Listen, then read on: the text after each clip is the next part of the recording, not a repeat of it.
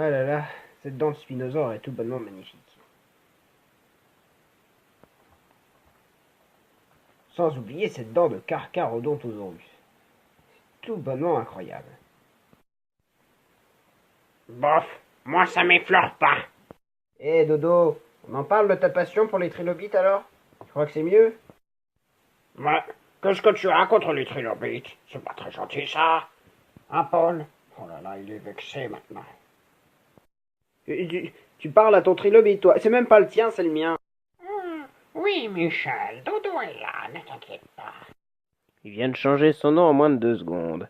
Bon, enfin bref, ce serait bien que je travaille sur ces histoires de dents, que je fasse des recherches pour faire une autre vidéo. Edouard? Matt? Mais qu'est-ce que tu fais là? Bah comme tu parles du spinosaure, je me suis dit que ça pouvait être intéressant, comparé, à toi. Sinon, t'as rien de mieux à faire, à part de me critiquer? Si on faisait du coup une vidéo sur le spinosaure? Ah, je ne dis pas non. Moi je peux venir? Ai-je le choix avec toi, Dodo? C'est vrai, pardon. Je viens. Que tu sois d'accord ou pas. Bon, bah c'est parfait. Allons-y.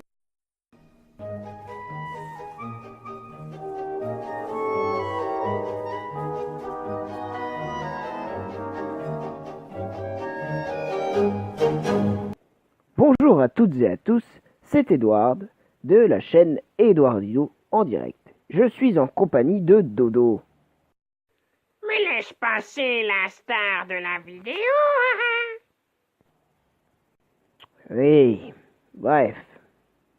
Bref, nous retrouvons donc dans cette magnifique vidéo, magnifique, bon, tout est relatif, mais en tout cas, un nouveau concept nommé Case Départ. Eh oui, un tout nouveau format, encore une fois. Ce format existe pour 3 raisons. La première est que, comme vous le savez, je fais beaucoup de stop motion en vulgarisation paléontologique. La paléontologie représente environ plus de la moitié, peut-être un peu moins de la moitié de ma chaîne. Enfin bref, chaque vidéo en paléontologie nécessite de nombreuses recherches. Et c'est ce genre d'informations que j'aimerais vous montrer dans ce genre de vidéo. Deuxièmement, cela vous permet de vous montrer le sujet pur sans spéculation et pouvoir en parler. Parce qu'effectivement, en tant qu'artiste, entre guillemets, je spécule évidemment sur beaucoup de choses en essayant d'être le plus exact possible. Mais c'est de la spéculation tout de même. Voilà pourquoi je préfère, dans des cas où c'est légèrement ambigu, vous montrer les nombreux points de vue qu'il y a sur la bestiole, l'écosystème, les plantes, bref, tout ce que vous voulez. La troisième raison, surtout pour cet épisode-ci, c'est que l'écosystème, qui montre des animaux très intéressants, l'écosystème en lui-même est très intéressant, avec des animaux très connus, mais avec des sujets soumis à énormément d'idées reçues. Et c'est peut-être pas mal justement d'en parler.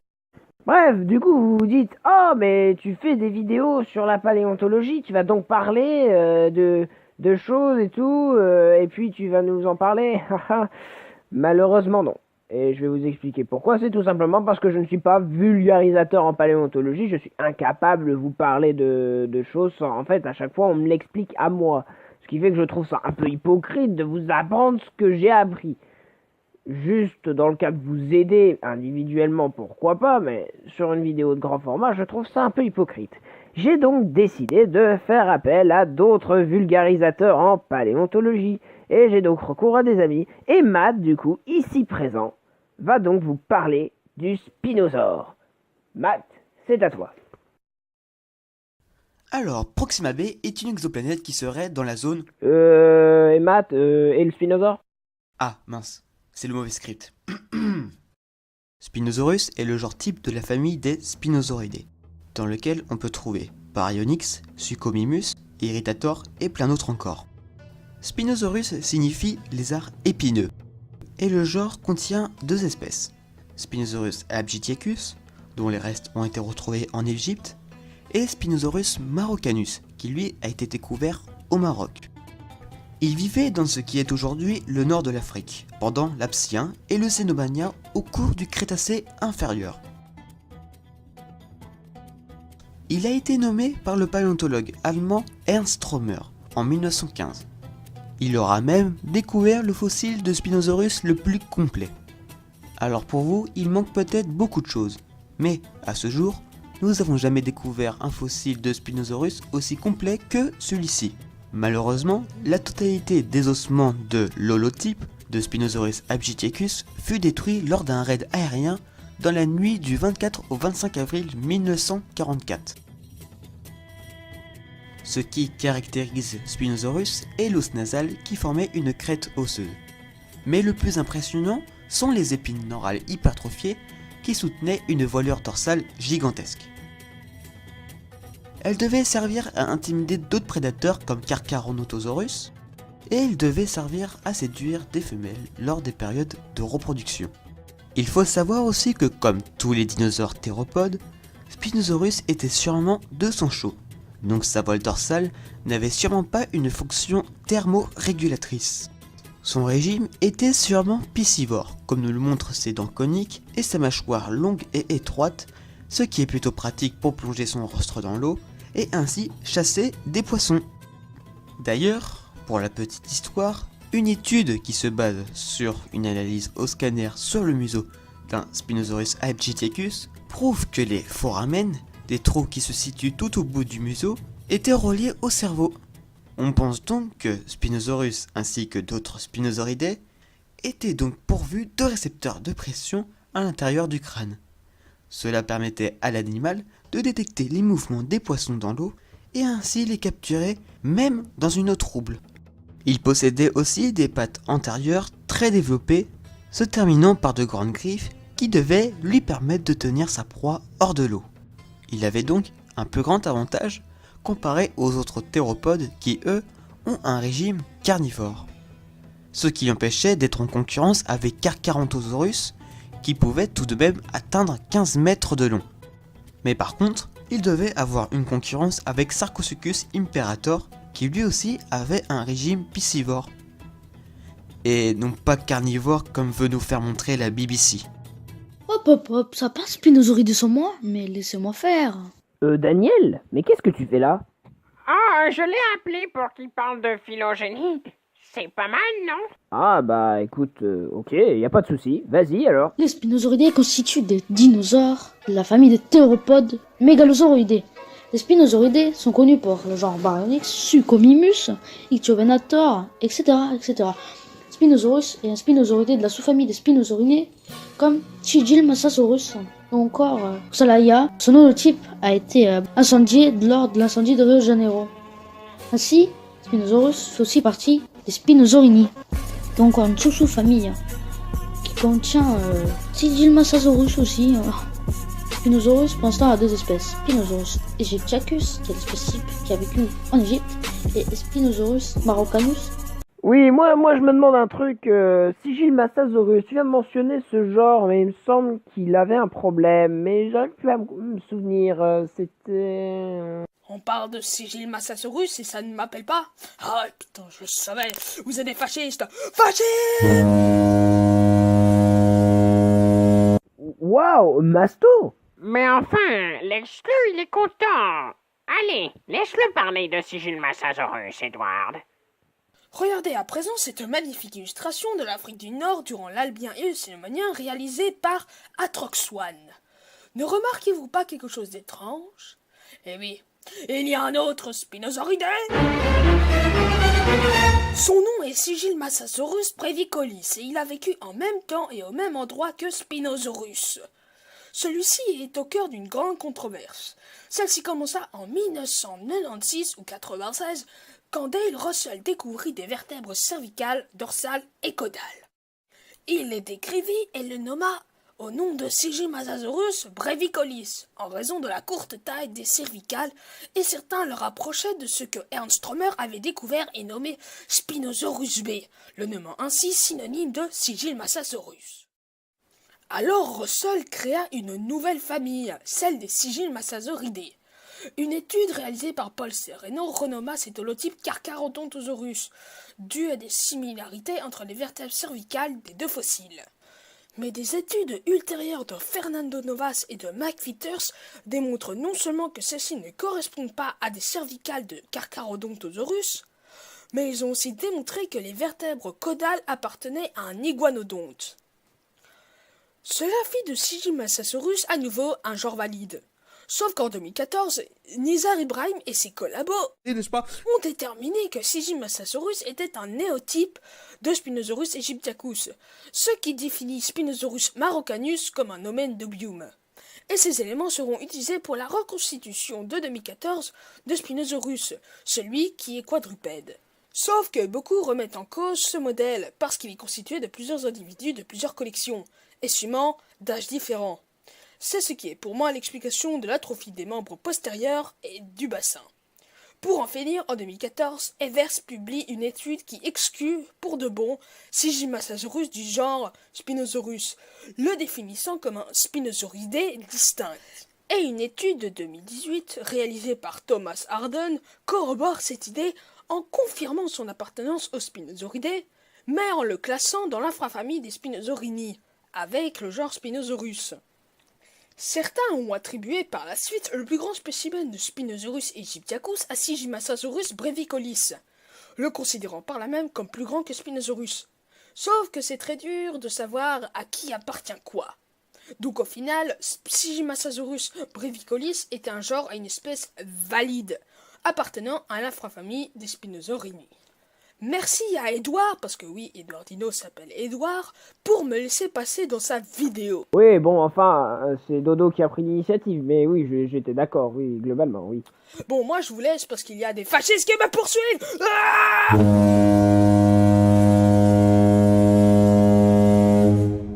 Ok, bah c'était très intéressant. Bon, Matt, on continue?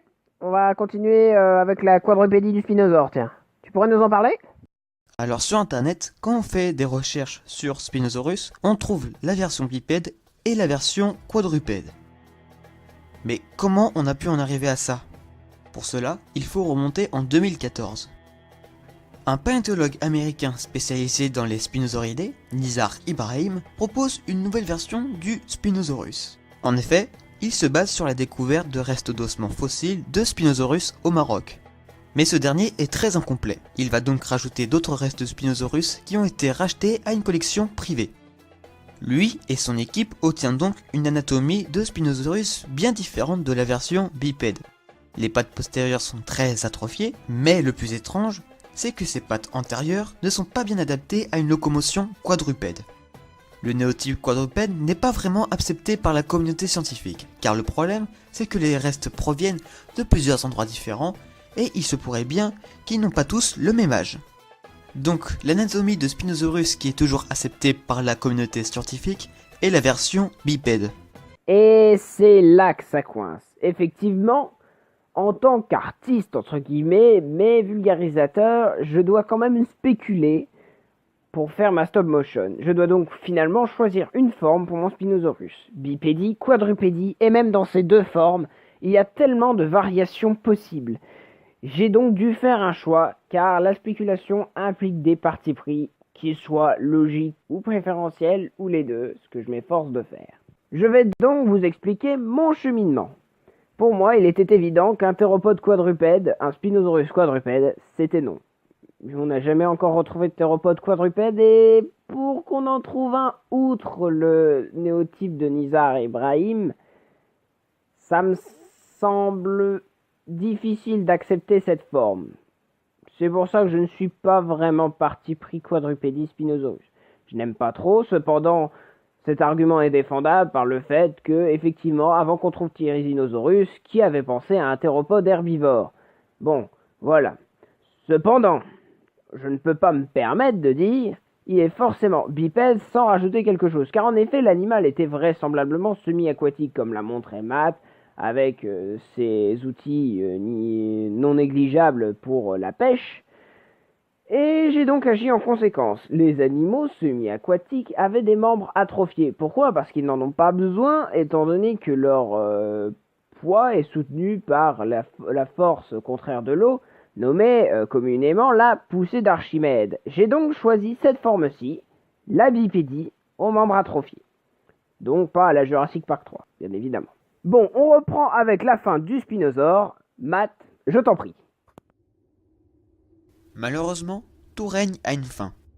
Au cours du Crétacé supérieur, plus précisément au Cénomanien, il y a 95 millions d'années, les températures montent en flèche. Ce serait la cause d'une augmentation brutale de l'activité volcanique. Le niveau des océans augmente brutalement, tellement vite que les marais sont engloutis. Là où chassait Spinosaurus. En plus de cela, le climat devient plus chaud. Les forêts chaudes et humides se transforment en de vastes savanes arides. Le Spinosaurus, étant privé de son lieu de chasse, se retrouve confronté aux grands théropodes carnivores comme Carcharodontosaurus. Spinosaurus ainsi que d'autres spinosauridés se retrouvent tous privés de nourriture à cause de leur régime piscivore. Ils finissent tout simplement par s'éteindre il y a 95 millions d'années. Ok, donc pour le Spinosaure, c'est parfait. J'ai fait Spike. Si vous ne le connaissez pas, parce que je l'ai fabriqué en live, eh bien n'hésitez pas à regarder la vidéo de sa fabrication sur ma chaîne, Express Review 2, la réalisation de Spike le Spinosaurus. Bon, c'est bien mignon, mais bon, pour faire une stop motion sur son environnement, il va falloir connaître un petit peu ce qu'il y avait autour, le contexte. Bon Daniel, on y retourne pour la faune. Ah écoute, parfait. N'oublions pas de noter que le Spinosaurus avait pas mal de voisins comme des ornithopodes, tel Uranosaurus.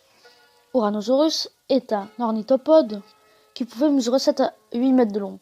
Sa caractéristique est sa longue voilure dorsale qui longe jusqu'à la queue. Mais il y a aussi du sauropode, comme Paralistitan, qui ressemble fortement à un Camarasaurus, mais qui faisait 11 mètres de haut et 25 mètres de long environ. Ce n'est pas rien quand même, il faut l'avouer. Mais bon, c'était que des paisibles géants. Et ainsi, je ne vais pas parler de leur alimentation, car vous savez bien qu'ils sont herbivores. Mais n'oubliez pas, quand il y a du herbivore, il y a toujours les chasseurs. Les chasseurs qui partageaient leur territoire avec Spinosaurus, évidemment, comme Deltadromeus, qui veut dire coureur du delta. Delta du Nil, bien évidemment. Deltadromeus est un ceratosaure de grande taille, car il pouvait mesurer jusqu'à 10-12 mètres de long environ. Et maintenant, on va parler du très gros de Carcharodontosaurus. Le Carcharodontosaurus auricus pouvait mesurer plus de 13 mètres et demi de long, plus grand que le Tyrannosaurus rex. Le Carcharodontosaurus était un dinosaure Carcharodontosauridé, qui était cousin de Giganotosaurus d'Amérique du Sud. Bon, Carcharodontosaurus avait une énorme mâchoire faite pour faire de grosses blessures, causant des hémorragies. Ce qui doit être sa technique de chasse. Maintenant, on doit parler du très gros Sarcosuchus. Sarcosuchus est un crocodiliforme de 14 mètres de long et qui pesait de 9 à 10 tonnes. Sa mâchoire ressemble certes au gavial, mais c'était un des seuls carnivores qui pouvait être de gros compétiteurs avec les Spino. Il y avait de la grosse concurrence par ici. On peut parler aussi de petits carnivores comme Araripesuchus, un crocodiliforme d'à peine 1,5 mètre de long, la taille d'animal adulte. Cet exemple, c'est pour montrer qu'il n'y avait pas que du gros par ici. Évidemment, ce croco ressemble avec Caprosuchus et était bel et bien carnivore piscivore, tout aussi à l'aise que sur terre, que sous l'eau des marécages du Crétacé. Mais n'oubliez pas les airs, les ptérosaures. Surtout avec Alanka, Saharika de son nom d'espèce. Alanka a un nom stylé qui veut dire phénix. Ce n'est pas rien. Alanka est un ptérosaure qui fait partie des ptérodactyloïdés comme Pteranodon, mais qui est un asdarchidé comme Adigopteryx ou encore Quetzalcoatlus. Les fossiles d'Alanka nous montrent une envergure comprenant entre 4 et 6 mètres d'envergure. Leur mode de chasse est simple. Pêcher le bec ouvert en se nourrissant d'organismes juvéniles, mammifères et quelques autres reptiles entre guillemets. Du coup, regardons un peu ce que j'ai fabriqué. Du coup, j'ai bien réalisé Alanka, entièrement articulé. Il est capable de prendre son envol, bien évidemment. Nous avons également l'Uranosaurus, qui est également entièrement articulé. Lui, je lui ai fait une sorte de peau camouflage avec des impressions de fougère. Nous avons également l'énorme Carcharodontosaurus, que j'ai déjà présenté dans une Express Review, la première cette fois-ci. Je vous laisse chercher si vous en avez envie. Et enfin, le Sarcosuchus. Sarcosuchus qui est bien sûr un crocodiliforme, bien évidemment. Sarcosuchus est cependant, comme vous le savez, semi-aquatique, un peu comme le spinosaure. Ce serait quand même pas mal de parler de justement ce qu'il y avait sous l'eau, peut-être. Mais t'inquiète pas, Edward, il y a Venator qui s'en charge. Venator est là aussi? Décidément, j'ai de plus en plus envie d'aller m'aventurer dans cet environnement. J'aurais aussi très envie de plonger dans les eaux de ce dernier.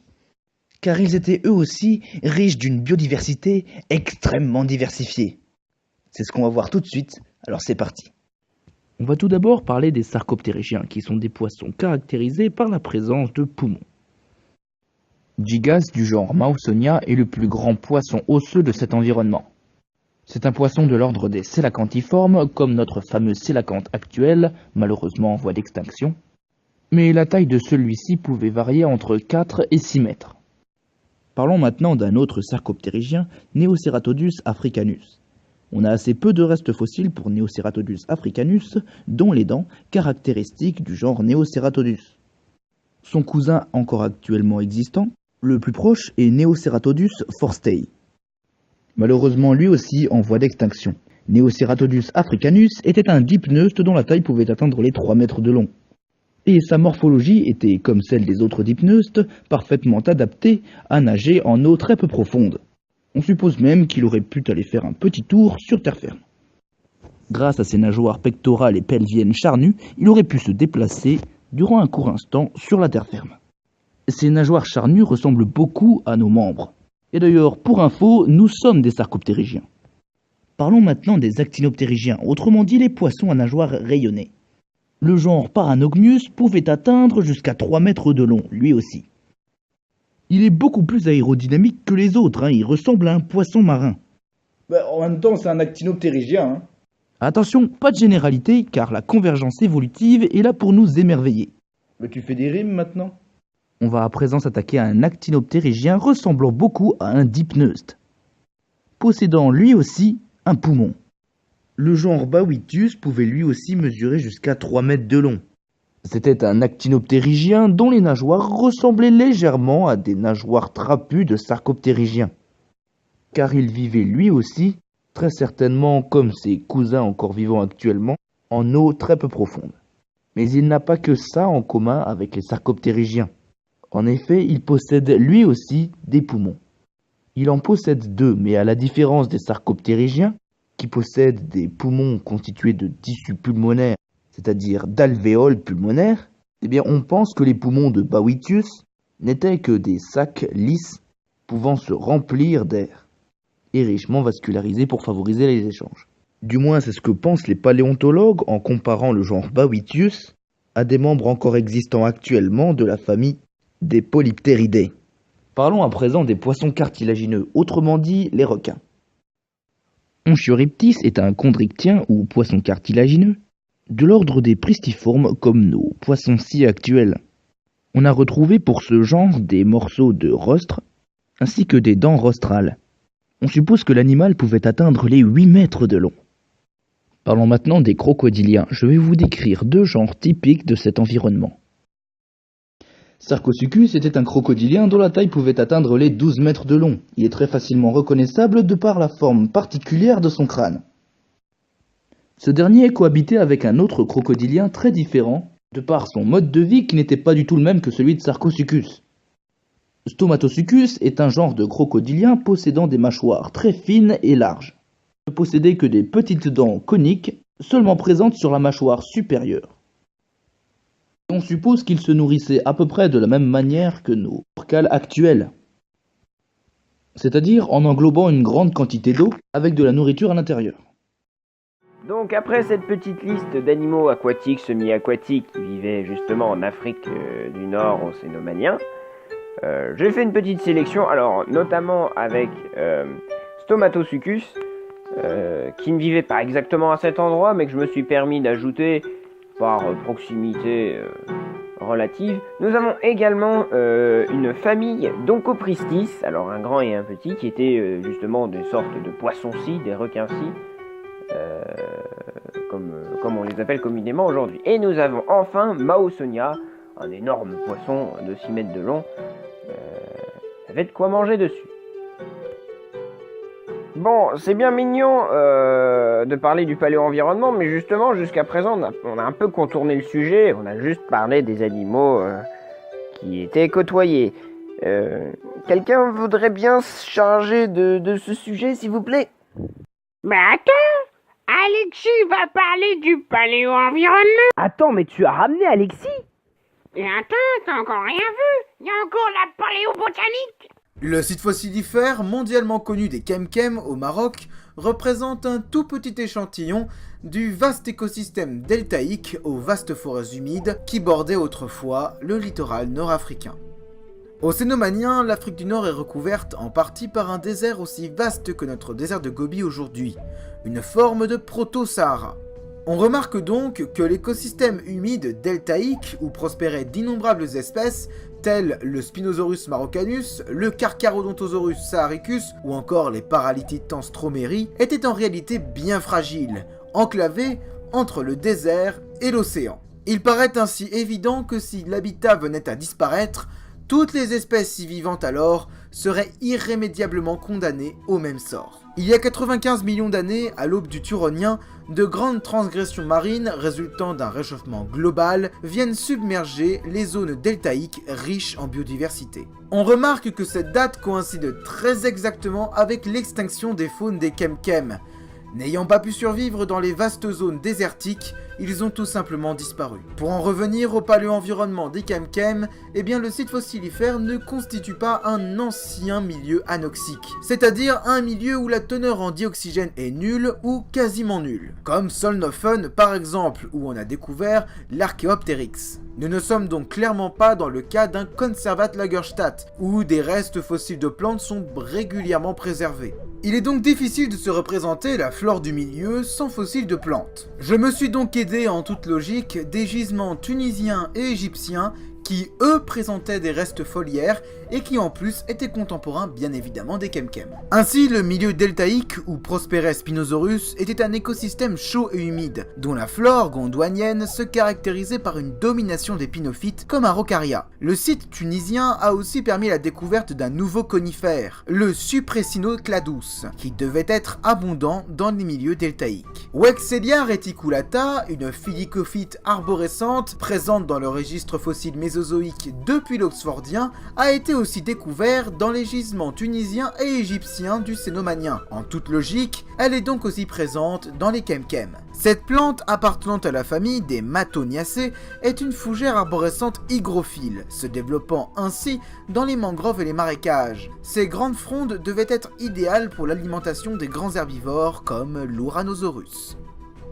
Conformément aux flores gondwaniennes, les filicophytes devaient être très diversifiés, et en bordure du désert, la flore dominante était principalement composée de Benetital et bien évidemment aussi d'Araucariacées. Bon, du coup, j'ai fait Ouais, bon, Vaxelia, là, machin. Hein, j'en ai fait 2, comme ça, pour ma vidéo. Voilà. On est arrivé au bout, là? Yup. Et j'en ai pas placé une de toute la vidéo? Oui, heureusement d'ailleurs. Bon, d'accord. Je suppose du coup qu'on n'a rien oublié. Ah oui, t'as oublié de dire quelque chose. Ah, j'ai oublié quoi? Ben oui, de dire à quel point je suis beau. Moi je dis ça, je dis rien, on devrait faire une stop motion sur moi. T'es sûr que c'est ça que j'ai oublié? Tu penses pas que c'est plutôt de présenter les chaînes des gens qui ont participé, non? Gna gna gna, présenter des chaînes, gna gna gna. T'as bien de la chance que je te laisse apparaître sur ta propre chaîne. Les mêmes, ces gens-là, ils profitent du succès des autres. Si vous êtes passionné de paléontologie et que vous êtes également intéressé par l'astronomie, je vous conseille la chaîne de Matt Paléo-Astro, qui a participé notamment dans les descriptions concernant le Spinosaurus, sa disparition et aussi le cas de sa quadrupédie. Si vous êtes intéressé toujours en paléontologie, je vous conseille la chaîne de Daniel, qu'il a renommée récemment en Physéter Préhistorique Express, qui s'est chargé dans cette vidéo de faire une vidéo sur la faune du Spinosaurus ainsi que sur la phylogénie des Spinosauridés. Si vous êtes toujours intéressé en paléo, allez faire un tour sur la chaîne de Mastoprod, où vous y retrouverez Masto qui aborde des sujets assez poussés, toujours non sans humour, qui s'est chargé dans cette vidéo du cas de Sigilmassasaurus. Toujours en paléo, tiens dis donc quelle surprise, je vous conseille la chaîne de Venator, la toute jeune chaîne Fauna Studium, qui commence à peine, et qui a inauguré ses vidéos de paléontologie sur ma chaîne avec cette participation. Allez voir notamment ses dessins et ses œuvres d'art absolument remarquables. Et enfin, pour terminer, on ne le présente plus, notre ami Alexis Rastier. Si vous aimez la paléobotanique, les thérapsides non mammaliens ou que sais-je encore, la paléontologie en général, n'hésitez pas à voir sa chaîne très qualitative qui mérite le détour. Puis bon, je dis ça, je dis rien, il est dans le Paléo King, si ça vous intéresse. Ah, après ce bel exposé assuré par nos camarades vulgarisateurs, je regarde maintenant mes fossiles d'un tout autre œil maintenant. Je crois que je suis en train d'oublier quelque chose. Je ne sais plus quoi. Ah oui, la stop motion. Ah là là, c'est marrant, hein. Bon, eh ben puisque c'est comme ça, bah la stop motion, eh bien vous l'aurez. Mais pas maintenant. Allez, salut! Non, plus sérieusement, cette stop motion, vous l'aurez très bientôt, même très prochainement. Par contre, ne vous attendez pas à quelque chose d'énorme pour la stop motion, hein, elle fait 3 minutes. Hein, ne vous emballez pas. Mais elle est fort bien sympa et je l'aime beaucoup, personnellement. Moi, l'ayant fini, je suis très content de l'avoir faite. Sur ce, je vous dis, portez-vous bien et à très bientôt sur la chaîne d'Eduardino. Un spin-off de Dodo, mais ce serait génial. Non, je crois que personne n'est intéressé par ça. Ah, dites dans les commentaires si vous en voulez. Non, je pense pas. Non. Allez.